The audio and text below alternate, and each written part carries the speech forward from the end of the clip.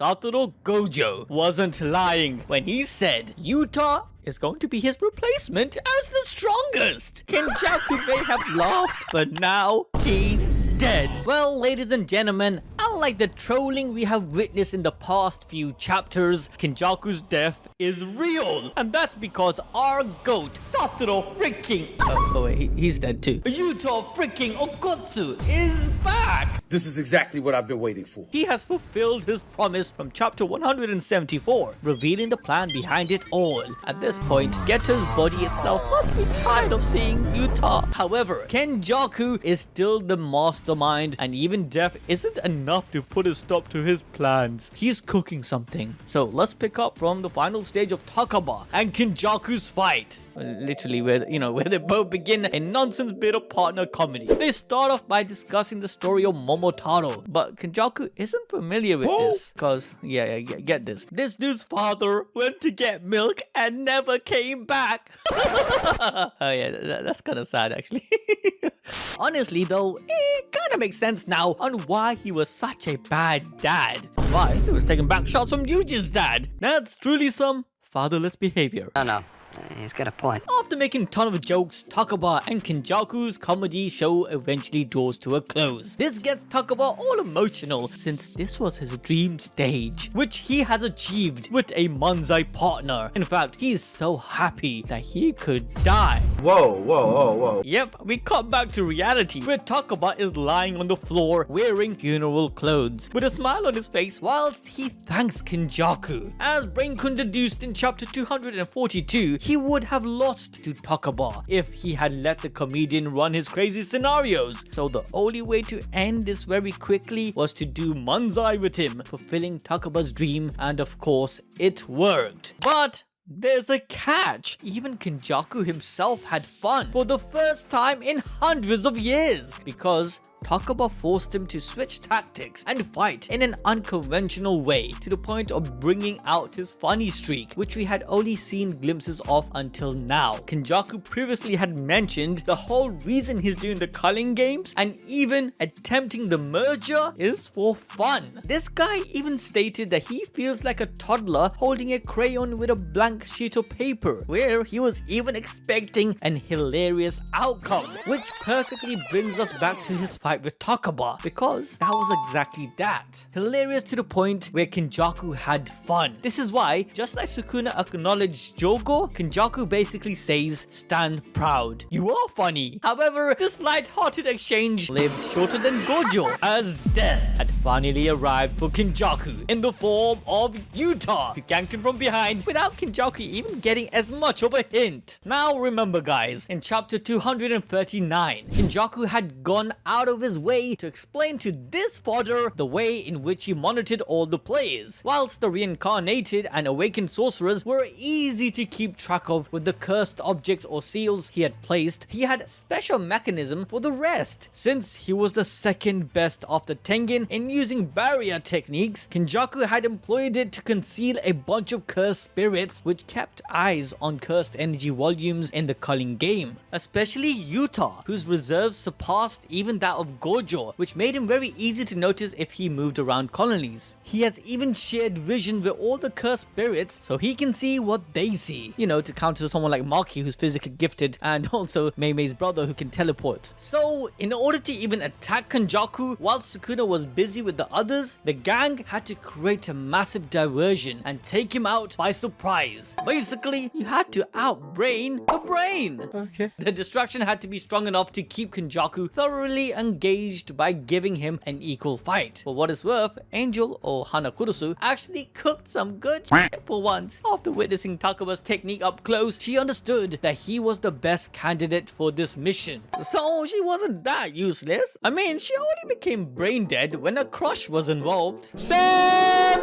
Takaba is literally so broken that apart from bringing his imagination into reality, he was even able to pull his opponent into a scenario detached from actuality. Whilst Takaba and Kenjaku were deeply absorbed into their manzai, Takaba made it so that nothing, and I mean nothing, could interrupt it. Hence, Yuta's cursed energy was concealed, and Kenjaku did not have time to check up on the movements of the players either, which is why he got completely fooled. What's more, it's that it doesn't look like Takaba is actually dead because he's still in costume, making us realize that he is literally playing along with the joke of being happy to the verge of death. So Hana did not dispatch him on a suicide mission. Moreover, this tells us that the crew was prepared for Gojo's defeat and death, so they had already come up with some contingency plans. Now you might be wondering, anime balls deep, if Takaba's technique is seriously this powerful, why didn't he himself kill Kenjaku? Well, back in chapter 169, we came to know that Takaba doesn't kill people because red is taboo. As a comedian from the heart, he only wants to entertain his opponents and make them laugh. This sentiment is confirmed in chapter 243 by Yuta, alluding to his belief that Takaba was capable enough to game end Kenjaku if he wanted to. But who needs all of that when this goat ended Kenjaku in one slash? Yep, despite Kenny noticing him at the last moment and attempting to use the anti-gravity curse technique, Yuta was too quick. He totally dodged this attack, dashed behind Kenjaku again, and chopped his freaking head off. Mind you, even Yuki, a special grade sorcerer, could not take an attack from anti-gravity. It swallowed a whole ass black hole. But an advantage that Yuta had in this fight was the intel from Choso, and of course great planning. Kenjaku's curse technique reversal on anti-gravity heavily increases the gravity around him. If Yuta was a second slower, the effects of this would have buried him onto the ground, just like we saw with Choso in chapter 207. This just goes to show how busted Yuta's speed is, where it's fair to suggest that he is on par with Mark III Maki, and this is achieved through his insane application of cursed energy to boost his overall prowess, just like Yuji in chapter 141, where he understood the magnitude of infusing cursed energy to one's body. In fact, Gojo's insane base speed without his teleportation is due to this very concept. After this feat, Gojo's glazing of Yuta by claiming him to be his successor makes way more sense now. Kenjaku had straight up refused to acknowledge Yuta's strength, stating that he didn't understand what everyone saw in the boy. Well, it seems that Yuta took that a bit too personally. I will find you, and I will kill you. Ironically, Yuta was also the one that put a stop to Geto in Volume 0 and fulfilled Gojo's promise of killing Kenjaku on Geto's death anniversary. Yuta had closely seen Gojo's grief of having to kill his best friend, so he didn't want his sensei to experience that pain again. Hence, he had taken full responsibility for Kenjaku's defeat. However, an interesting thing to note here is that rather than targeting any other spot on his body, Yuta directly went for Kenjaku's neck. Why? Well, my friends, this is a master move from Yuta, keeping in mind that Kenjaku is one of the rare sorcerers who knows the reverse curse technique. Back in the hidden inventory arc, Toji lost because he didn't cut off Gojo's head, but Yuta is no stranger to this ability. He is a skilled user of it, which is why he knows the intricacy and did not spare any time in chopping off Kenjaku's head. Yuta literally cleared all fraud allegations within 2 seconds. Put some respect on my name. All of this, including Yuta's feats we have seen earlier in Sendai, tells us just how powerful he is for being faster and quicker on his feet than Kenjaku. But Kenjaku's death brings us back to Toji's fight with Geto, as the only reason he spared him back in chapter 73 was because he was skeptical of what would happen to all the cursed spirits that were stored inside of him. He was worried that they will all come out, creating a problem for him. Well, now that Geto's body is really dead, Yuta Yuta might actually have to fight a bunch of high-grade curses. Yeah, who am I kidding? That's not gonna make any difference. But it's time to address the elephant in the room. Is Kenjaku really dead? For starters, he was still talking to Yuta after his head had separated from his body. We already know that Kenjaku differs from other sorcerers in, the way that his consciousness is in his brain alone, given the teeth and everything we have seen, which is why he must have other means of surviving. And let's not forget that this dude was able to utilize multiple curse techniques from his previous host as well. Like anti-gravity was Kaori Itadori's technique. So who really knows what he has up his brain? However, even if you consider he could simply use brain hopping, we have to remember that it's not something he can do, as at the end of the day, all cursed techniques still need cursed energy. So unless he has discovered a way to contain his cursed energy in his brain as well, then Kenjaku actually possessing someone else is a long shot. After all, in chapter 90, Gojo himself stated that his 6 eyes told him that the cursed energy he was reading belonged to that of Geto himself, implying that Kenjaku needed cursed energy from his current host to shift to his new host. In all sense, it seems that Suguro Geto's body has finally been laid to rest after a whole year,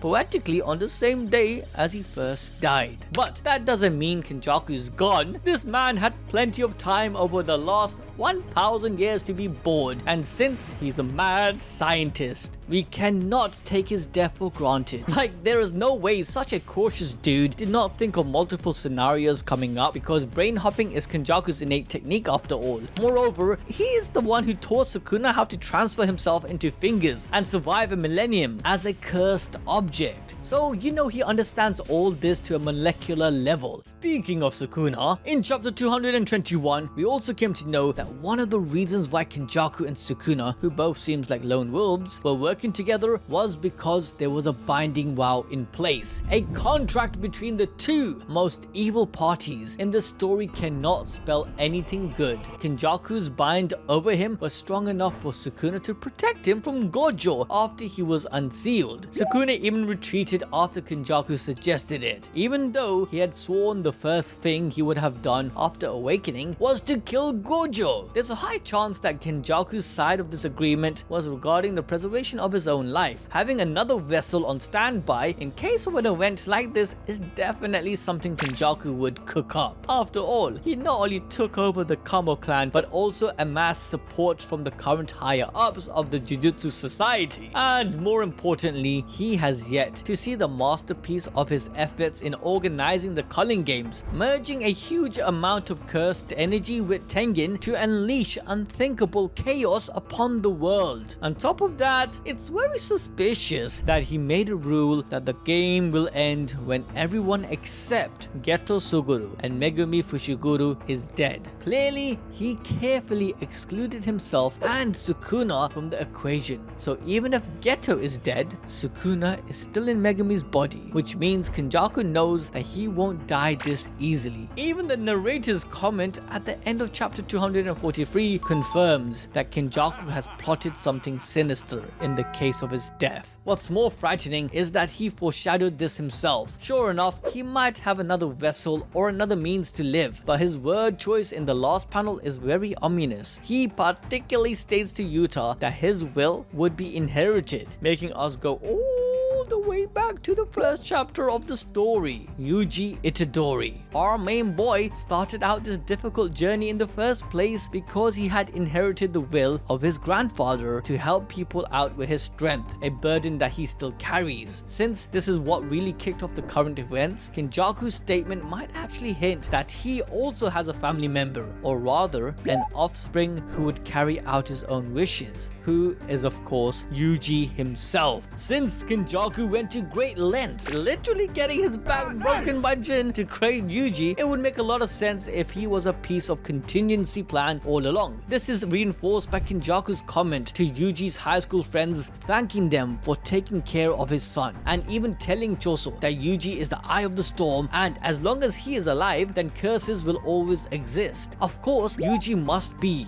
the cage that was meant to hold the outcome of the merger, the ultimate curse. If you guys want want to learn more about this and the greatest secrets behind Yuji and how strong he is, then make sure to watch this video next.